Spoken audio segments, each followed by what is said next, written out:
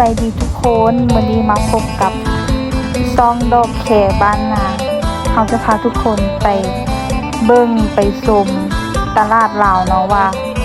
เขาจะได้อย่างติดไม้ติดมือมาแน่ไปเบิ้งกันเลย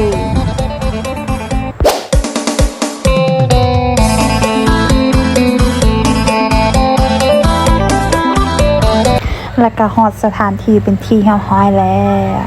รถก็จะหลายแน่น้อยนึงเนาะยามนี้ก็เป็นหน้าของฤดูกาลมากไม้ก็จะมีหลายชนิด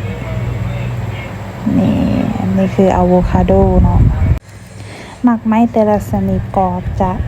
ราคาแตกต่างกันแต่ก็บ่ถูกบ่แพงหลายเนาะนี่ก็คือทุเรียนโลละแสนเพิ่นว่า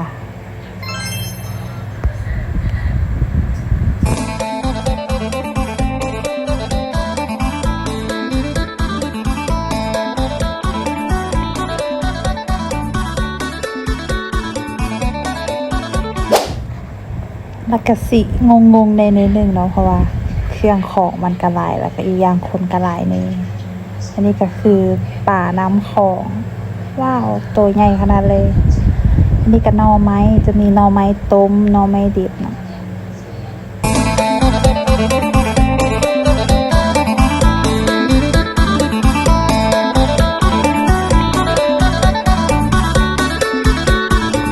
อันนี้ก็จะเป็นหนังจี้เนาะเลาะไปเลาะมาก็รู้สึกหิวข้าวก็เลยมาซื้อพันย่ออันหนึ่ง25,000ว้าวและนี่ก็จะเป็นเห็ดปวกเนาะแล้วก็เห็ดเพิ่นเอิ้นเห็ดอย่างเห็ดขมบ่อะไรแล้วก็ตัวดวงแล้วก็มีนอแย่มีไข่มดแดงแน่แล้วก็มีเห็ดเพาะแต่ว่าก็ราคาก็สูงเติบเนาะ